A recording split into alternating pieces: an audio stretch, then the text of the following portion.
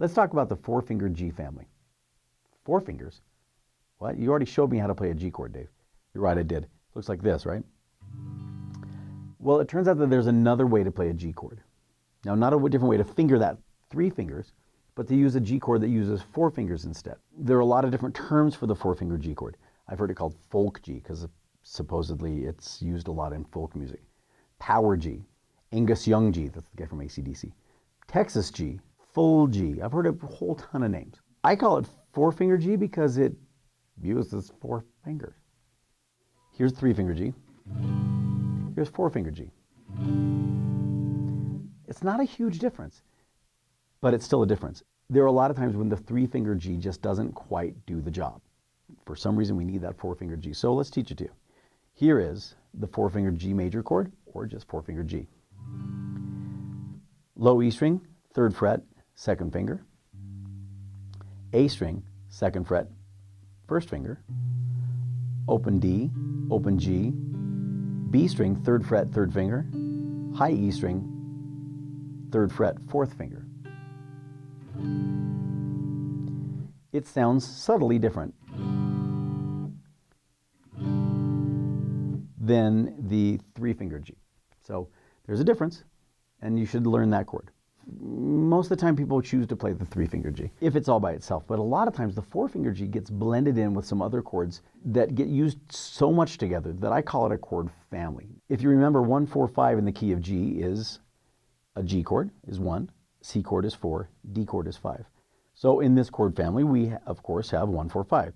G major, four-finger G, C add 9, which is the 4 chord, and then D sus 4, which is the 5 chord. Now, the C add 9 and the D sus 4 chord, those are fancy versions of the 4 and the 5 chord, so much so that it makes for a really compelling kind of sound. So we better show you how to play C add 9. We're not going to play the low E string, it's X'd out. We're going to go A string, third fret, second finger. D string, second fret, first finger. Open G. B string, third fret, third finger.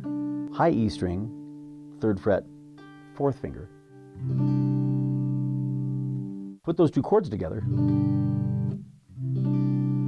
I don't know why, but there's some kind of magic to those two chords. The D sus 4 chord is played, you're not going to play the lowest two strings, they're both X'd out. Low E string and A string are both X'd out. You're going to start with open D, G string, second fret, first finger, B string, third fret, third finger, high E string, third fret, fourth finger. And you'll notice that I also have that middle finger, the second finger, down on the second fret of the high E string as well. Because sometimes we'll use the pinky. That fourth finger sometimes will be down, sometimes it won't. So most of us choose to leave that middle finger, the second finger down.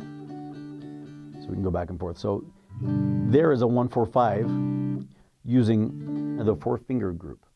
Beyond 1, 4, and 5, though, we will often blend in other numbers of the family or some of the minor chords. So we're going to show you how to play then an E minor 7 chord. Now, this is numerically the 6th chord. We haven't talked about the 6th chord yet, but after 1, 4, and 5, the most common chord to throw into the mix of chords is what's called the 6th chord. It's the chord based on the 6th note of a major scale. And in this case, in the key of G, meaning based on a G major scale, E is the 6th note, and it just so happens that that's a minor chord. Now you could just play E minor, but in this chord family, we're going to play E minor 7, and it's going to look like this. Open E, low E, A string, second fret, first finger, D string, there's an optional note here, we're going to show you both ways. Either open D or second fret, second finger. Then open G, B string, third fret, third finger, high E string, third fret, fourth finger. E minor 7, that's with the second finger playing. This is without it.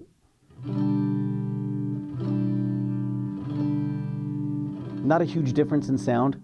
The name stays the same. It's just kind of up to you as to whether you want to have that open string or not open string. That's the next most common chord to add to this bunch, E minor 7. So between the 4-finger G, the C add 9, the D sus 4, and the E minor 7, those are the 4 primary chords in this chord family. Sometimes we'll throw in other chords as well. You'll often find an A minor add 11 omit 3 chord. It's a very fancy way of just saying an A minor, 4-finger A minor chord. Check this out. We're not going to play the low E string. We are, however, going to play open A, D string, 2nd fret, 1st finger. There's another optional note here, just like on that E minor chord. You can either play open G string, or you can take and play the 2nd fret of the G string, B string, 3rd fret, 3rd finger, high E string, 3rd fret, 4th finger. That's A minor add 11 omit 3. Numerically, we would say that it's the 2 chord. The 2 chord is not as popular or as common as 1, 4, 5, and 6. Lastly, in this chord family, there is one chord that I want you to learn because you might use it every once in a while, but I can really only think of a couple of songs that do use it. Here's 4-finger G. Here's C add 9 or 4-fingered C. It's just a matter of pulling these 2 fingers towards the ground by 1 string extra each to play a F6-9 chord. Now, again, it doesn't get played very often, but every once in a while you'll find a song that has F6-9, and that's what it is. So let me give you the numbers on it. We're not going to play the bottom 2 strings. They are X'd out, so low E and A are not played. The D string, 3rd fret, 2nd finger. G string, 2nd fret, 1st finger. B string, 3rd fret, 3rd finger. High E string, 3rd fret, 4th finger. So now why the 4-finger family? Let me tell you a story. So there was a guy at this party and he was playing a Beatles song. Here I stand, head in hand, turn my face to the wall. Which sounds fine, right? And there was nobody at the party who was like, dude, you're not playing that song right, dude. You're supposed to be using the 4-finger family. Nobody stopped him. Nobody even said anything. Matter of fact, I don't even think nobody even noticed that it was wrong, because it wasn't wrong. It's not wrong to play the 3-finger G or the 4-finger G or vice versa. But it just sounds a little more authentic to play the 4-finger chords sometimes. Check it out. Here's what the dude at the party was playing. Here I stand, head in hand. Here it is with the 4-finger family. Check out the difference. Here I stand, head in hand, turn my face to the wall. The 4-finger family has a very compelling way of blending together, and it'll make a subtle but big difference in the person who's listening to the song. So here's something about the 4-finger family that I have to kind of warn you about. These chords work so well together that people are often inspired to write songs around it. That's why there are so many songs that use those 3 chords. So don't be afraid, let it flow, write yourself a song.